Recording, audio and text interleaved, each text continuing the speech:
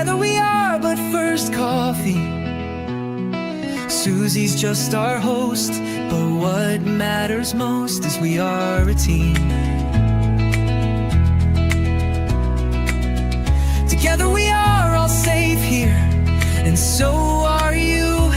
Among friends and mods we are safe. We talk about trauma, break down drama of life, death, happy or sad, even mad. We discuss it all here. Together we will thrive, not just survive. We will dry each other's tears, celebrate big or small wins, and chase away the fears. Together we fight cults or fight addictions. If not with experience, with love, and we don't judge. Please understand, this is a safe place to land. Please understand, you're not alone. This is a safe place to land.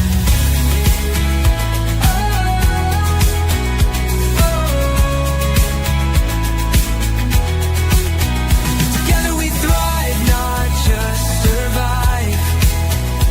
We will dry each other's tears, celebrate big or small wins, and chase away the fears.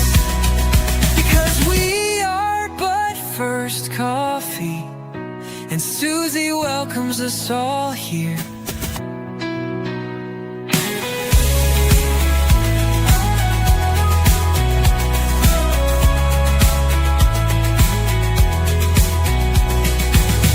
Together we are but first coffee, and Susie.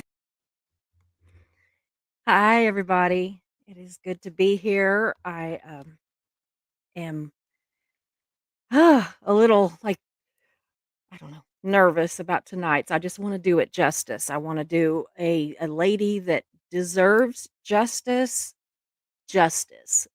with presenting her story. And so that's what my goal for the night is. So I just want to welcome everybody. And I'm not going to do the normal roll call, but we will be starring comments, and I will take all your comments and everything at the end of the live. And so please ask anything you want, make all the comments you want, talk to each other, everything. I just won't be looking at the chat just because I want to stay on, focus. So anyway, thank you for being here.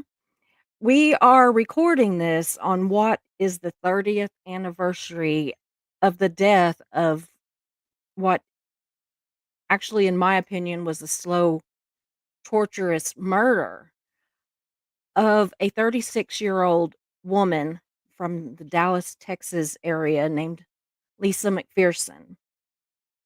She was a Scientologist, and she died in the care of Scientology. Now, when she died, she had actually moved to Clearwater, Florida, but not for long.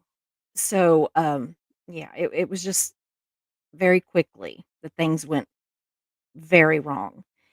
What I'm going to do is I'm going to take you through her final days, the final, I think, 17 days of her life. And I warn you, I do intend for this to be kind of hard to watch.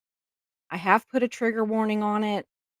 I'm not going to be vulgar or take away from her dignity. There's a lot of details that I'm going to leave out, but I want to leave just enough in that you understand exactly what kind of place we're talking about. This is the story that we know about, but who do we not know about? There's so many deaths that are attributed to the cult of Scientology, whether it be something like Lisa McPherson, where, she suffered and died.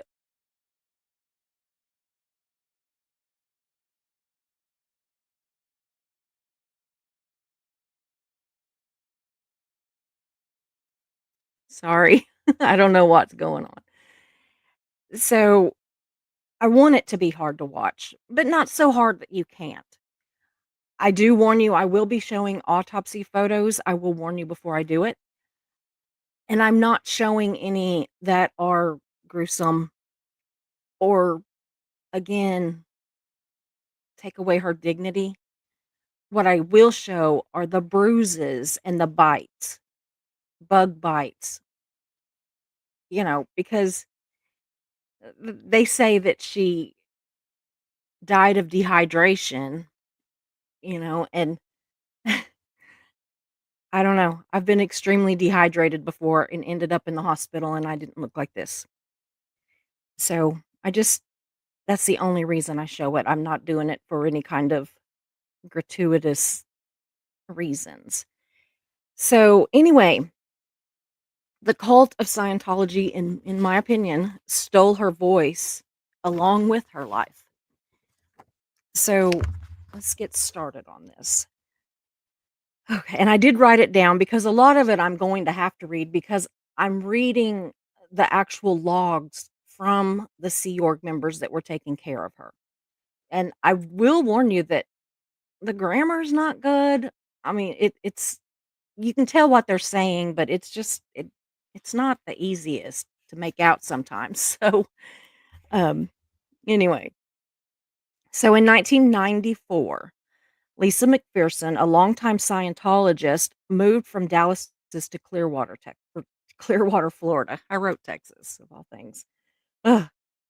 She moved there with her employer, AMC Publishing, and the company was staffed by mostly Scientologists, and the company and the staff wanted to move closer to the, quote unquote church's spiritual headquarters.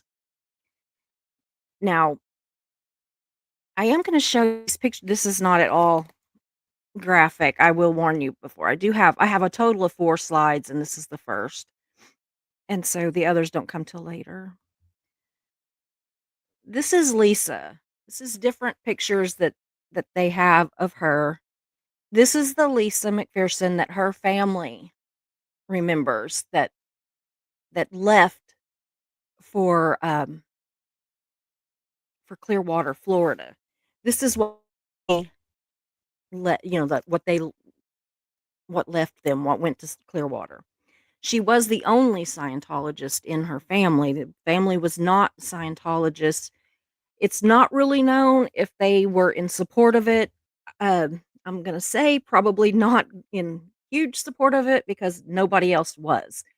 But I don't know that in the beginning, at least until her death, that they actually spoke out a great deal against it. So, anyway, but that's her. That's who we're going to be talking about tonight. Okay. So in September of 95, which was not even a year later, Lisa was 36 years old at the time, and she was publicly declared clear in a ceremony at the Fort Harrison Hotel.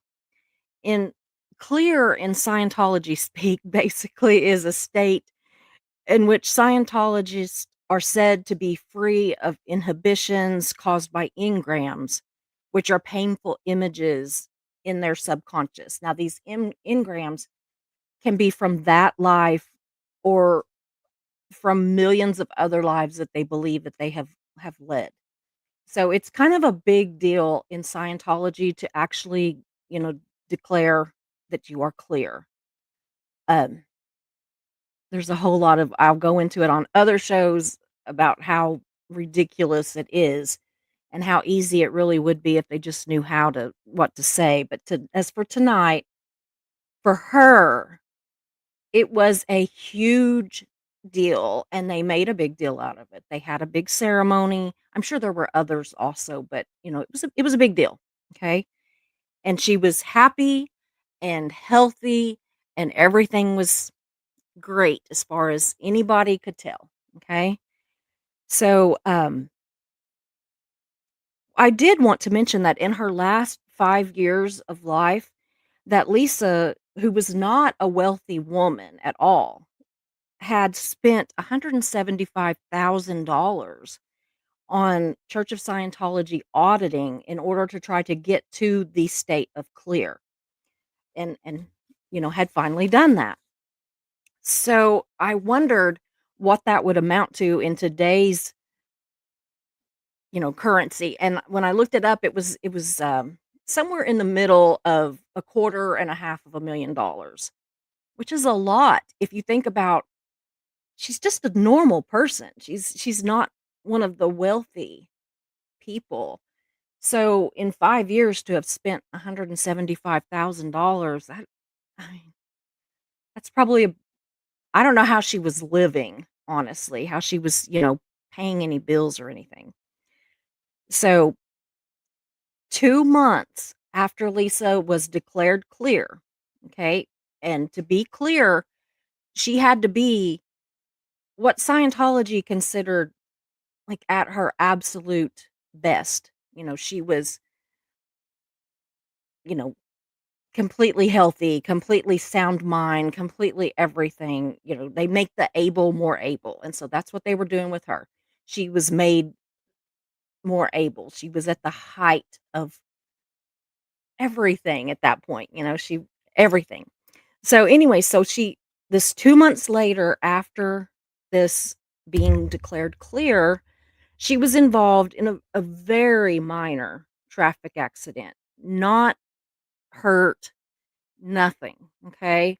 Um, However, Lisa, for, whatever reason, she stripped off all of her clothes to where she was completely naked, and she was walking around, and she was going up to the paramedics and the firemen and the police and everybody and said, "I need help. I need to talk to someone.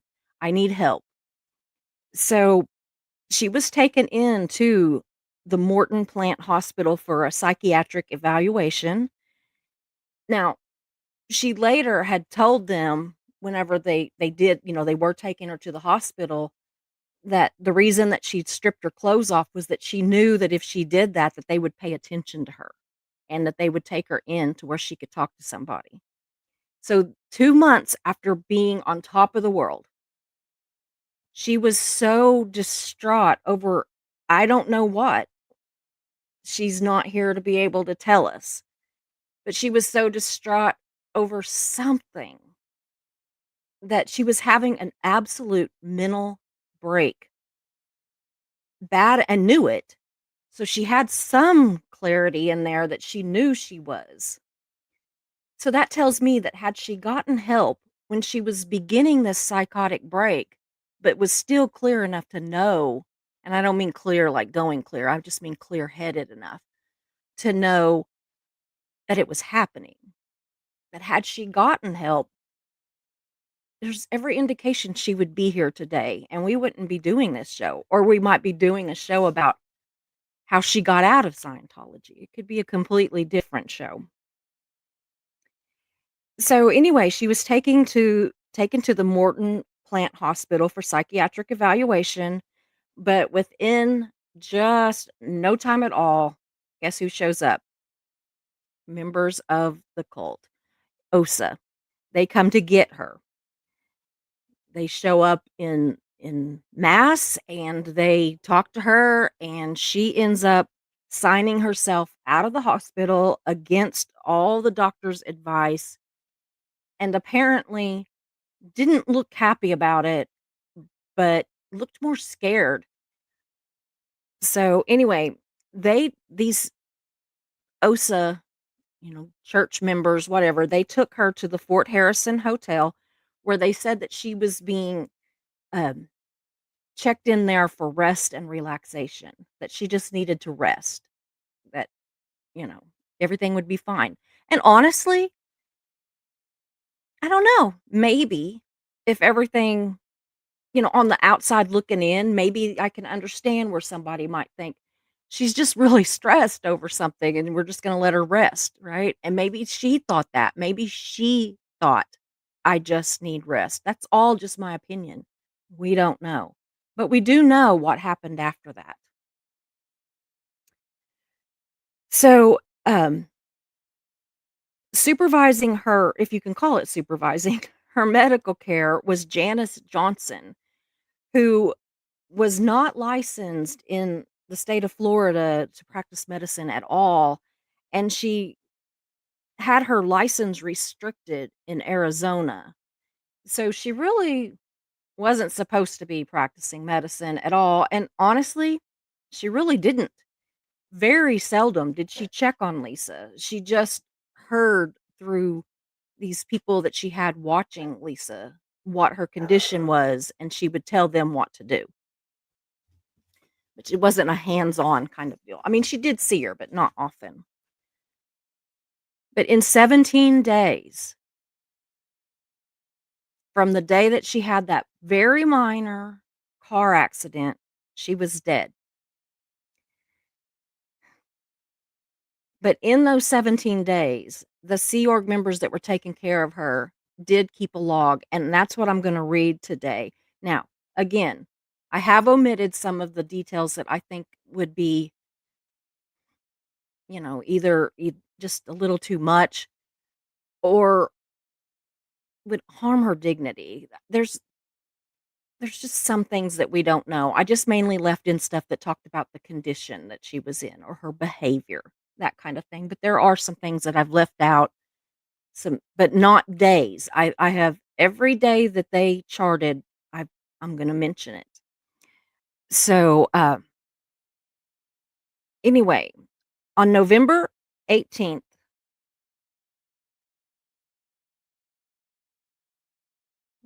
Okay, yeah. I was like, "Is this right? It don't look right." Yes, November 18th at 2:45 PM. It is noted that Lisa is talking since about 30 minutes. I don't know if that should be for about 30 minutes, but since about 30 minutes. And then it says, "I created," or this is what Lisa was saying. "I created time 3 billion years ago, and now I'm dramatizing it since then. I am LRH, and I didn't confront that power. I want to dance. I need my auditor. I need to confront my mom." And they said she was just repeating that same stuff in different orders. It wasn't like she had like an order to it, but that's what she was saying repeatedly. Now, it doesn't sound like a woman who is doing her best mentally, basically. So at 3:15 PM, she's still talking nonstop, and she tried to go out the door.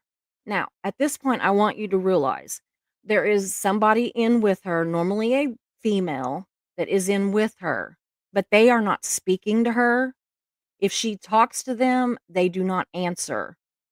They just are in there watching her every move. And there is a guard outside the door.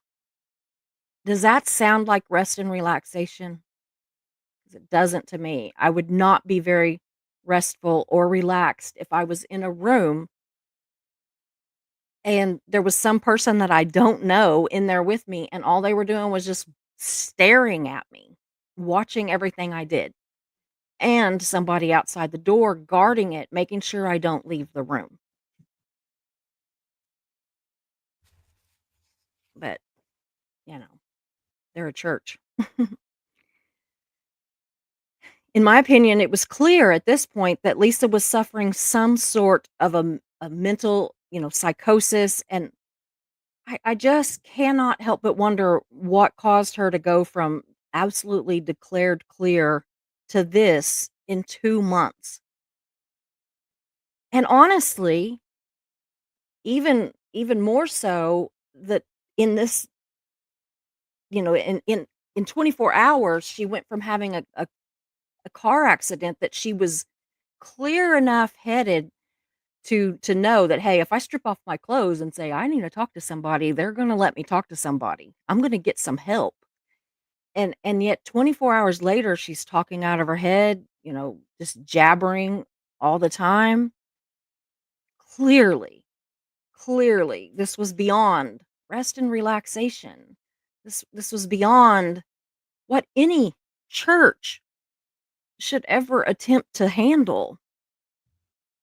So did the church get her medical attention? No.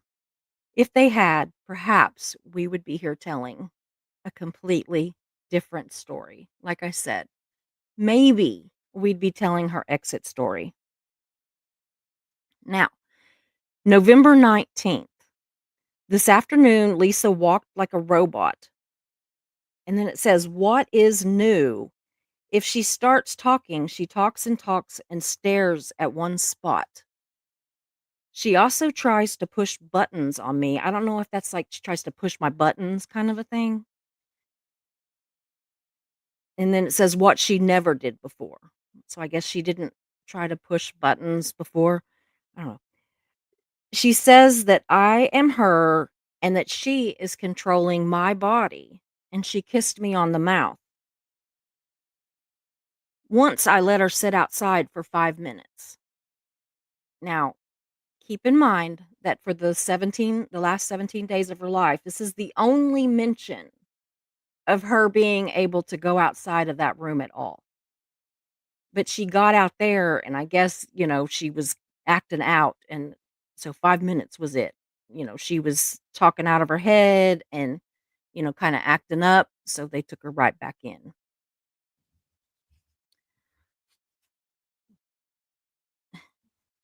Again, I want to stress to you, she is confused mentally, everything, and again, they are not talking to her. They were not allowed to talk to her. I don't understand why.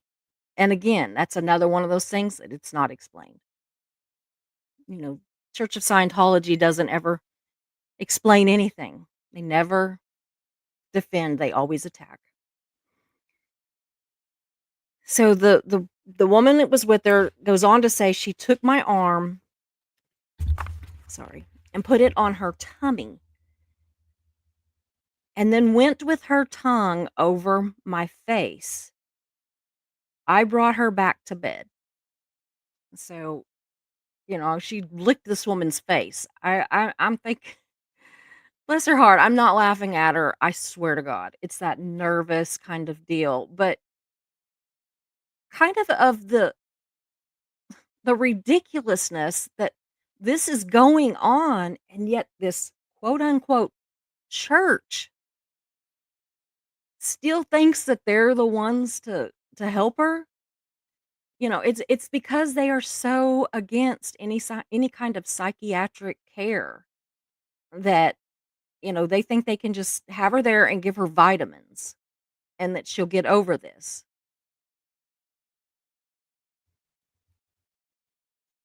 November 20th, she has difficulties even to swallow just a tiny bit of water.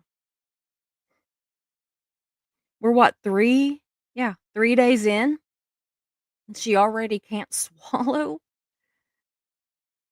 She got 2 sips of protein drink down. Right now, she is again jumping out of bed over and over.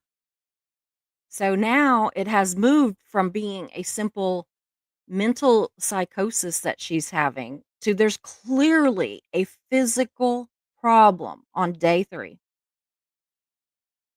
and they don't do anything.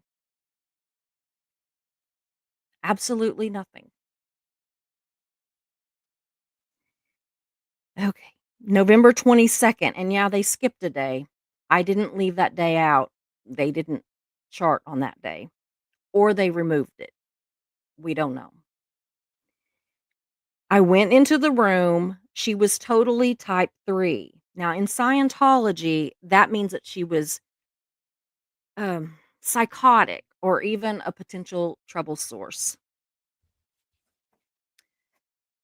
And what that means is that she would have been blabbering. She was incoherent, nonstop, shaking. The woman did note that she had no warm clothes on. She was wearing a bra top and shorts and shoes with no socks. She fell asleep for 4 hours and got up. And she said, I finally chased her around the place 50 times. Got on socks, or I'm sorry, got on slacks, a t shirt, a jacket, socks, and shoes. She was like an ice cube. She's in a hotel room in Florida where, it's about what it is right now in Florida as far as temperature. She should not be that cold. This is clearly not just a mental psychosis. This is clearly something is physically wrong. And the fact that she's not able to eat or drink, and this is like day 5, and she's still not eating or drinking. She talked incoherently hour after hour. She refused to eat, spit out everything. Her her breath was foul and she looked like measles and chickenpox on her face. And she had a fever to my touch. Did they call an ambulance? No. Did they get her some help? No. Keep in mind this is the same church in the same city that called an ambulance for the guy that got a little spot of blue Fun Run powder on his back, but not for Lisa McPherson, who hadn't eaten now by like 5 days, was out of her head, looked like she had measles and chickenpox and a fever, and she couldn't swallow. No ambulance, no help, not even a doctor. Not even a doctor. After 1 p.m., she went violent. She hit me a few times, telling me in a rage that she was to kill me, numbers of times. I called in the guard from outside. That's the guard that would be on the outside of the door. He stayed with me during the rage, but she still smacked me around. I'm almost like saying, "Good for you, Lisa. Good for you." I did cover and guard myself, but she was out of control.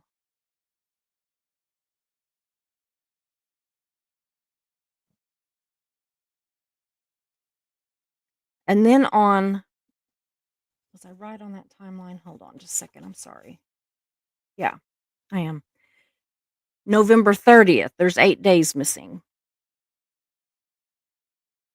9 p.m. to 1 a.m., awake on the floor, scooting around, moving her arms and legs, speaking and groaning. Keep in mind, still not eating, still not drinking, nothing. 1:30 to 5 a.m., I probably got the equivalent of 3 valerian root capsules into her. It took 4 feedings over a 4.5 period to do it. That was just to get the capsules, not actual feedings. That was just the capsules. Now, valerian root is an herbal supplement that is used for a sleep aid, a muscle relaxant, an anxiety reducer, and to calm you, basically. But no paramedics, no doctors, and absolutely no mercy. Again, she wrote in here, she said, "She will appear to be very cooperative. Hold her mouth open, make eye contact, and act as if she's there. Then close the back of her throat and not swallow." I'm not really sure. I don't know how you close the back of your throat, like, consciously. I mean, maybe she couldn't swallow. I mean, she couldn't swallow before, but now I guess this is a medical diagnosis by a Sea Org member. My idea of closing her nose so that she has to swallow so she can breathe through her mouth is only marginally successful.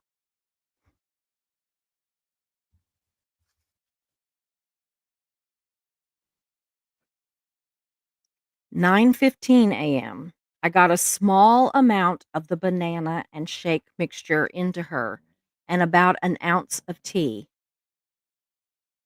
She is much more physically strong this morning. She sits up frequently and for long periods of time, whereas yesterday I only saw her sit up once. She was lying on the floor, scooting around. She's using her legs to kick again. They said that she would lay on the floor and she would scoot around and she would try to kick them and keep them away from her.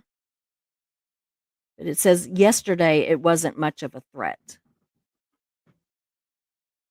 I guess she was getting so weak that the kicks weren't really effective. And then it says PPS, I guess like, PS, but this is PPS.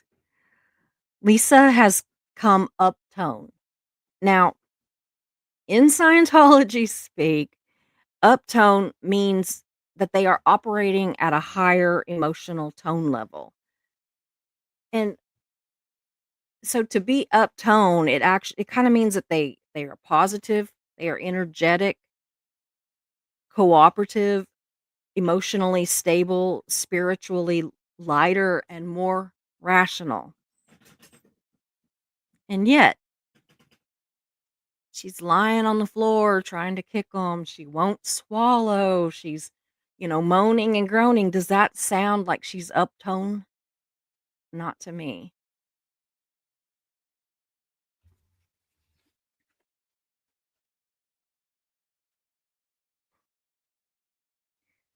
She was apathetic yesterday, physically and in her communications, which just means that she had little or no emotion, interest, enthusiasm, or concern for anything. But she was uptone? It doesn't even make sense. Not even on Scientology standards does it even make sense. Just a couple spurts of anger and not very determined at that.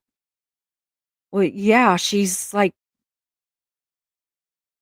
almost 2 weeks into no food, no water, no sunlight, no baths, nothing. And other stuff that I haven't even discussed yet.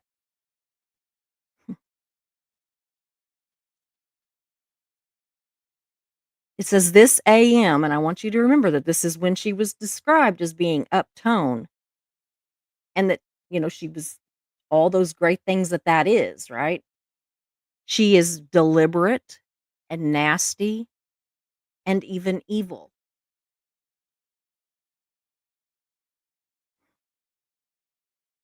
And yet they were saying on this one, or was it that she's positive, energetic, cooperative, emotionally stable, spiritually lighter and more rational, and yet in the same day she is deliberate, nasty, and evil.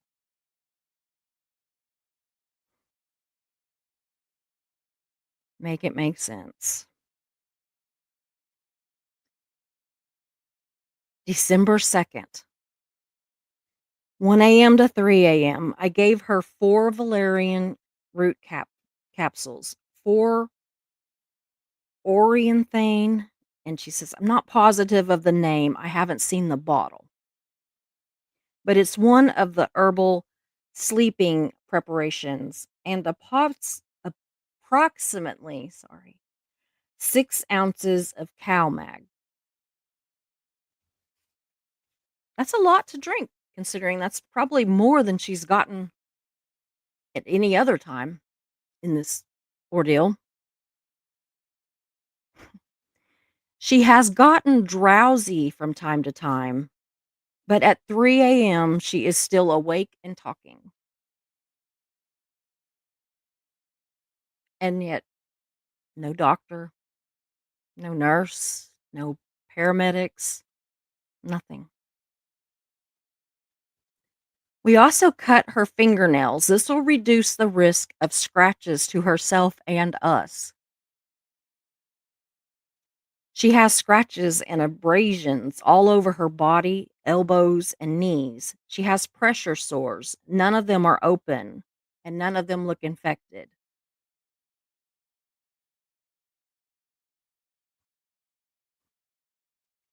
At 8 a.m., I will give her more of the herbal sleep preparations and will be in contact with Janice. That's the medical professional that doesn't even have a license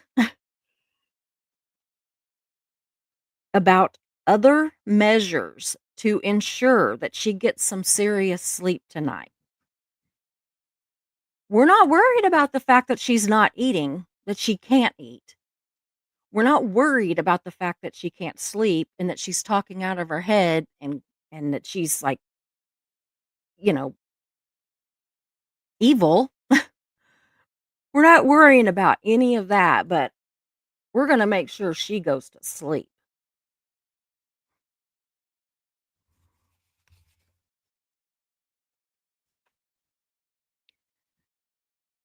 Then she says the finances on Lisa's protein drinks ran out last night. I was in communication with a security guard who said the source of the money was Lisa's employer. He thought that he could get some more money from him in the morning. How much could they possibly have been spending on her? I mean, honestly,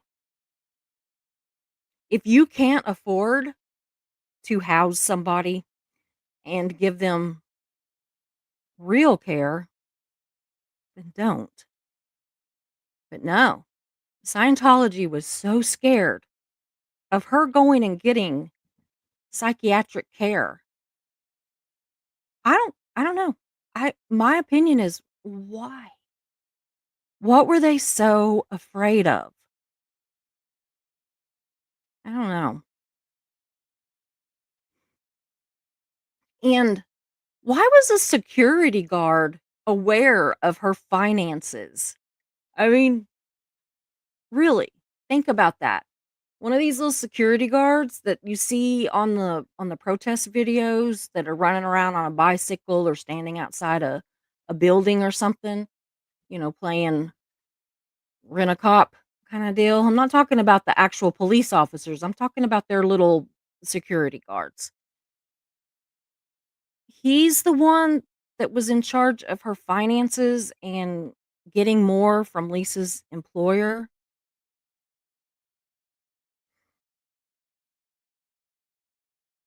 December 3rd. Keep in mind she died on the 5th.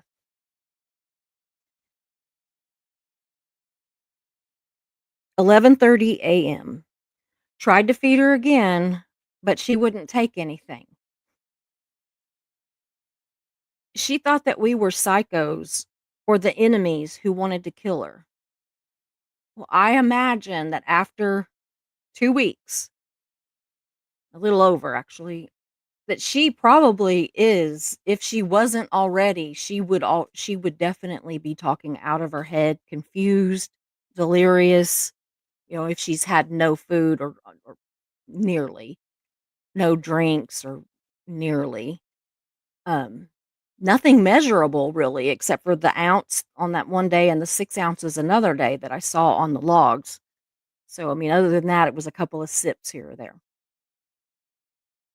Imagine if you went 15, 16 days and you had not eaten or drank anything or been outside and you are still in a room with a woman you do not know who will not communicate with you, but holds you down to try to force you to eat when you can't and calls a male security guard in there to actually sit and watch you too.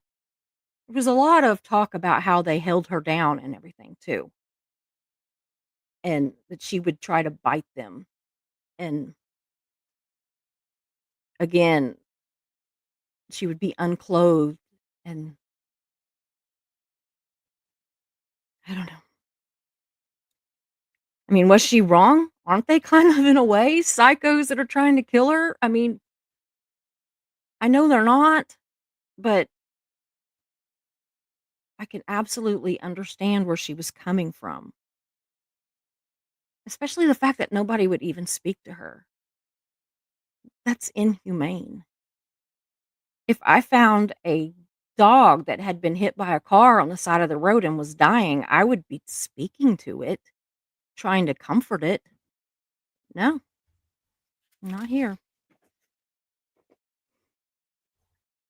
At 10 a.m., she slept most of the time, several hours of really good, deep sleep. When she awakened this AM, she was very confused and combative.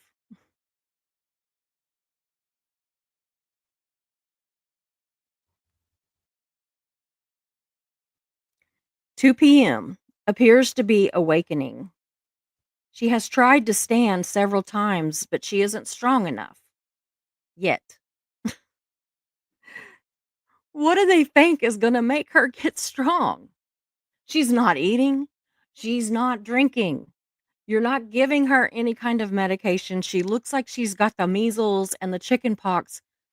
I mean, and that's just, do they know what the measles or chicken pox are? I mean, that's their words. I am going to feed her some mashed banana and protein powder. I have been in communications with the security guards about getting more money for her.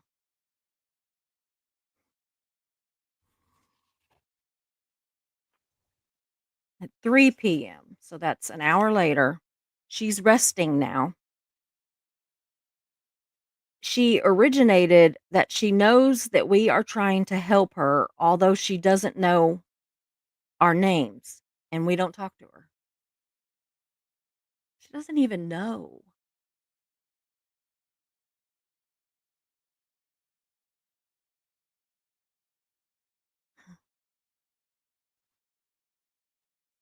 The rest of her communication, she is confused.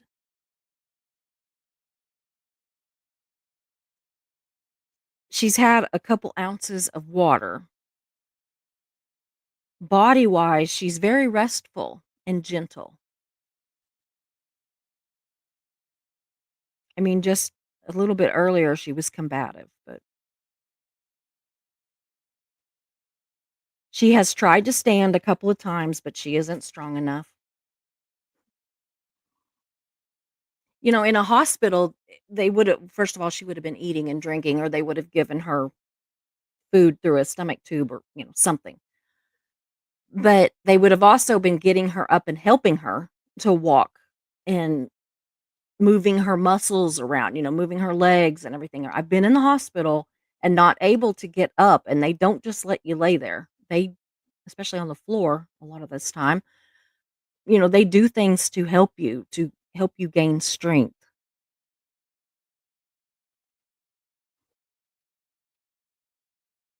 At 6:30 p.m., fixed more bananas and protein powder and half and half. Now, at that point, that's the last thing we know, because the last 3 days of her life, the orders were or the records were ordered destroyed by Marty Rathbun in agreement with Mike Rinder to protect the church. But we do know that on December 5th, 1995, Scientologists, quote unquote, caring for Lisa McPherson, worry that she has become seriously ill. She is now unresponsive, likely in a coma at this point.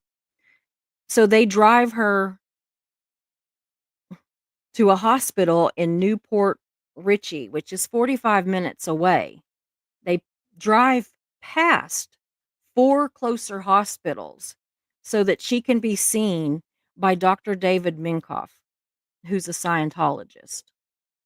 He had refused to give her any antibiotics or anything unless he saw her. So, you know, they had to take her somewhere, I guess. On arrival, Lisa McPherson wasn't breathing. She had no heartbeat. She's gaunt, bruised, and unkempt. and Minkoff pronounced her dead.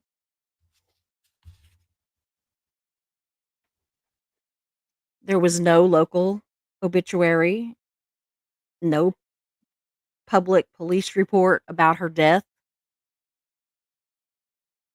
On December 16th of 1996, which is a year later, news of her death leaked out. So for a year, people didn't even know she died. Well, I mean, her parents did, but not anybody in Scientology. And the church's version is that she checked into the Fort Harrison Hotel for rest and relaxation and suddenly fell ill. No, she was already ill and she got worse every day for 17 days while they did nothing.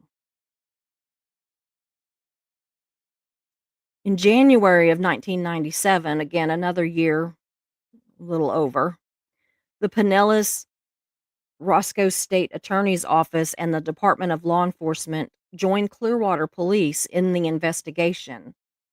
So, after a year that they have found out that she died, they finally really start investigating it.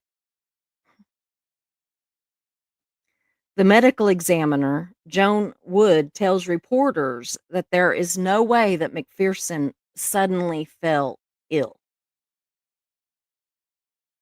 It on her death certificate, it had said undetermined at that point. So February 19th of 1997, Lisa's relatives file a wrongful death suit against the Church of Scientology, alleging that Scientologists allowed her to languish in a coma without nutrition and liquids while she was held in isolation at the Fort Harrison. And then in November 13th of 1998, after reviewing the Lisa McPherson case for 11 months, the state attorney, Bernie McCabe, dropped the charges. Hold on, I'm sorry.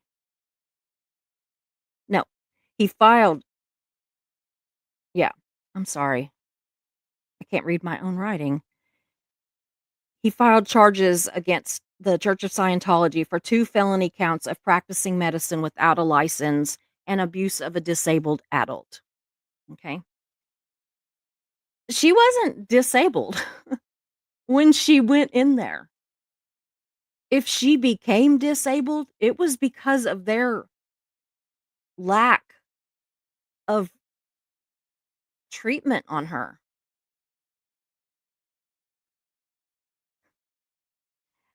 Okay, so that was in 98. February of 2000, after reviewing medical information provided by the Church of Scientology, Wood, the medical examiner, she changed the death certificate. She amends the manner of death from undetermined to accident.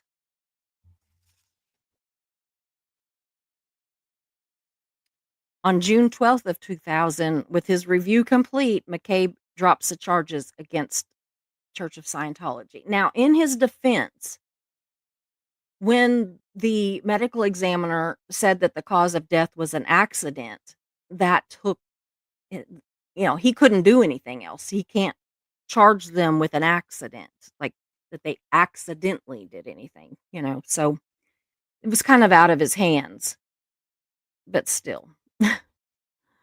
Isn't it always like it's out of their hands when it's Scientology?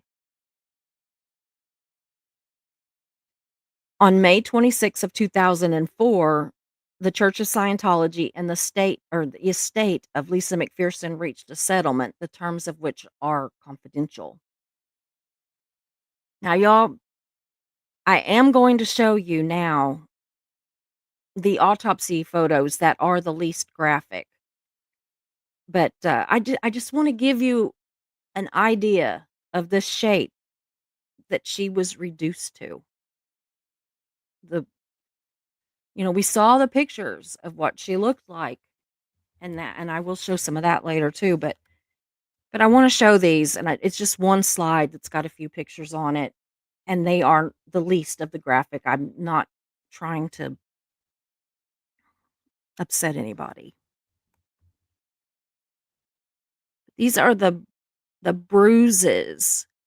Now, she was also covered in bites, what they were calling measles and chicken pox were actually bed bug bites and roach bites. What I can't understand is how does a physically healthy woman go from this next picture to the one that's with it in 17 days by accident? Now, I will warn you, it does show her face post-mortem. So,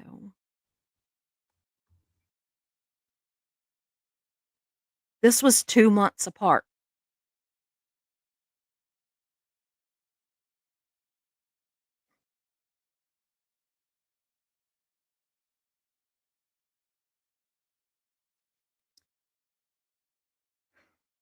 So, y'all, I just wanna say that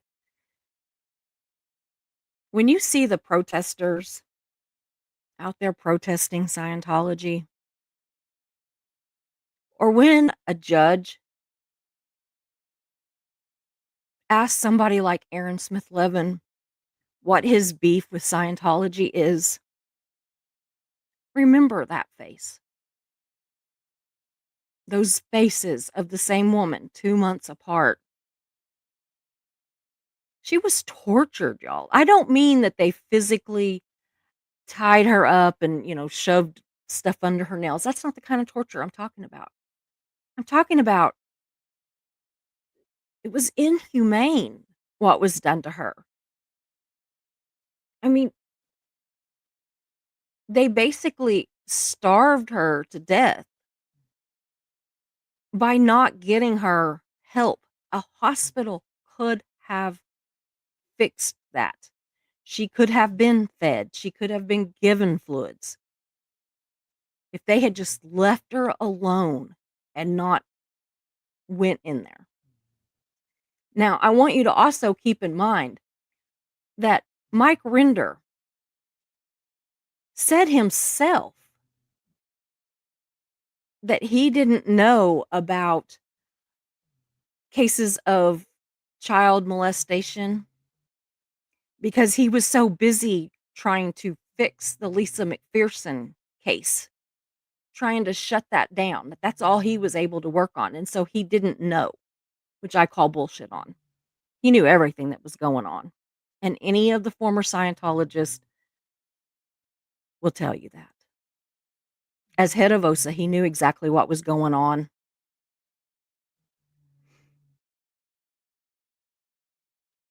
But I just want you to remember when you see these people out protesting and they're saying no children in Scientology and all that, they mean that.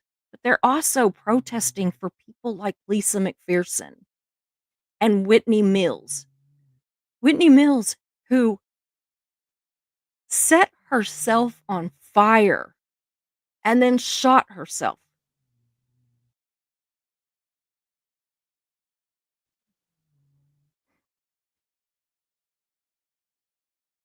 I'm going to show you this last slide. Again, it's going to show her face, a little more of her face, actually. The first picture is the young lady that her family hugged and saw off to Clearwater, Florida. And this is what they got back.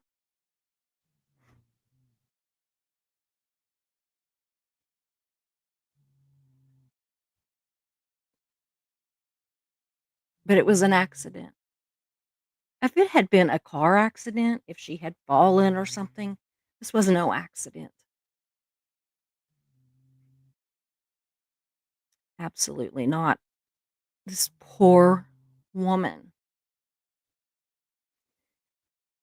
And that's why I protest this cult, is because of her and because of Jenna Miscavige and because of Kelly Copter and because of Whitney Mills.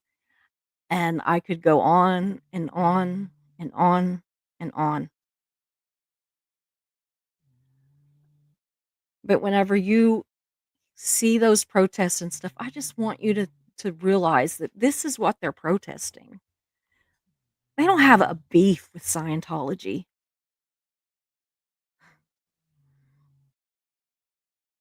They were trafficked and many of them were sexually abused and they have been forced to disconnect from family. They've had family members that have died. Aaron's brother died before he was able to see him because he was forced to disconnect from him when his brother left Scientology. He has a half brother that he still hasn't seen because there's a disconnection policy and his brother can't see him.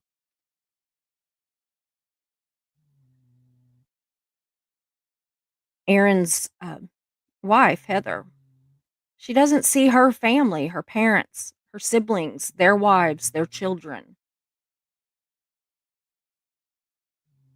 This is not a church. There is no reason that they should be allowed to call themselves a church and to get a tax exemption and to have the police kiss their asses. These are horrible people, and I'm not talking about the Sea Org members. I'm not talking about the Scientologists that, they're in a cult too. I'm not mad at them. I'm talking about the ones that are running the show. I'm talking about those. And yeah, even as I am so incredibly angry at Marty Rathbun and Mike Rinder and so many more, I also see that they are also victims. You can be both a victim and a perpetrator. Lisa McPherson was a victim. She did absolutely nothing wrong, and they failed her. Grossly, negligently failed her. And that in and of itself is enough that I just don't see how that they can be allowed to continue to operate. But money talks. Money talks. I am gonna look at the, starred comments. We don't have a lot. I didn't really expect a lot. There's a lot going on in Clearwater tonight, which is good. I want everybody to watch that, but come back to here. I hope that they come back to here and watch this on the replay because I didn't even know roaches bit, but I looked it up and they do. I didn't even know that. It just it I don't it's the whole thing is disgusting. Keep My Shorts says sending support. Thank you so much, Steve. You are always very supportive. I just really appreciate you. Hey, Gary. Good evening, Susie. Hope you and Mark are doing well. We are. We're doing very well, actually. Gary says, okay, I'm going to try a test. Time for pills, so I'm going to try to close off my throat and hold the pills from going down in that manner. He's not back, so I hope he's okay. Marilee says, hi, Steve. Such a heartbreaking story. It absolutely is, Marilee. Absolutely.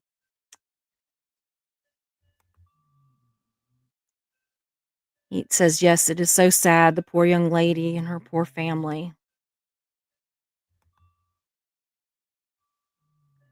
Coco Mom 2021. Susie, I watched Feral Cheryl's stream. It was so amazing, the love everyone had. I'm glad. I haven't got to watch it yet. I'm going to sit down after this and go watch the streams because I've been busy all day and haven't had a chance. But after this, I need the uplift. So I'm gonna go watch those. Marilee says, "Hi, Coco Mom. That's wonderful. I'm glad you've joined us. The more people talk about Lisa, hopefully it will help bring down Scientology." Absolutely. And Coco's mom says, "Yes, it needs to stop."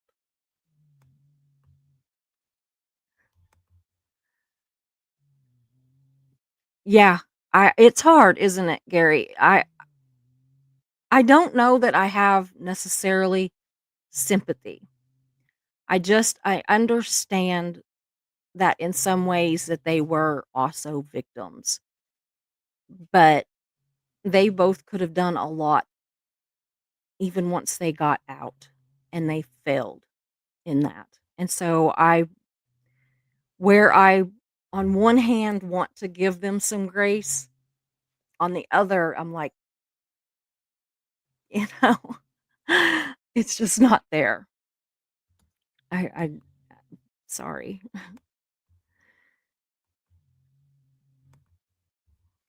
Heat says, "Thank you for bringing this to light, Susie. I know this wasn't easy. You did a nice job." Well, thank you. I actually did another video a year ago about Lisa that I did give a little more detail if anybody that is watching this one wants to watch it. There are also a lot of other SBTV creators, which is just suppressive people, TV, anti Scientology content. There are a lot of us that have done Lisa McPherson content over the years. And so, you can actually even just put her name into a search engine on YouTube and find it. So, um, it's there's a lot of good information out there. You can also Google. It's very helpful. But yeah, I just I want you all to just remember that face, that young woman. I think about, this young woman in Dallas. I mean, she's old. She would have been older than me, but the thing is that we are close enough in age that I keep thinking that, as somebody from Dallas, where I'm in Tulsa, or, close to Tulsa, at this point we really could have been living very much the same lifestyle, if she hadn't gotten in with Scientology. I mean, she should be married and have children and grandchildren and absolutely living her best life at this point. And instead, she died this horrific way. And the only thing is, I hope, and this, I don't mean this to sound weird, but I really do kind of hope that she really was so out of her head by the time that it got really bad, that time went fast, that she was not conscious of a lot of what was going on. I don't know that. That's my hope for her, because I just can't imagine, having your wits about you and on any level, and that going on. It's just it's inhumane. It is absolutely inhumane, and I don't know how it can just be an accident, That's not an accident. You don't accidentally starve to death, and you it's not an accident. So, anyway, I thank you. Thank you so much, John, in the background, for starting these comments for me. Thank you to the mods that are here. Thank you to the people that are in chat and the people that will come on the replay. This story means a lot to me, and if y'all hear somebody snoring, that's my bulldog, Poppy. I don't know if you can hear her or not, but she is sawing some serious logs. But, I'm gonna go. I'm gonna go have some dinner with my husband and watch those watch Cheryl's her stream so I can some happy thoughts, right? Happy thoughts. I will be back tomorrow with another um, Vlogmas. I love you guys, and I will see you tomorrow. Hope you enjoyed the show, so glad you were here. We meet here most days, we're but first coffee and you're welcome here. We talk about hard subjects, but we also laugh a lot. If you have a loss or win, we will cheer for you. We're but first coffee, and you are safe here. So hit those like and subscribe buttons, notifications set to all. You don't wanna miss a show, because this is your home to y'all.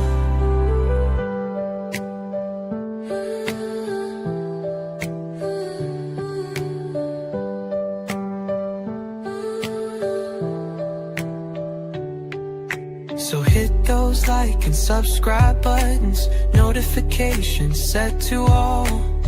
You don't wanna miss a show, because this is your home to y'all. So hit those like and subscribe buttons.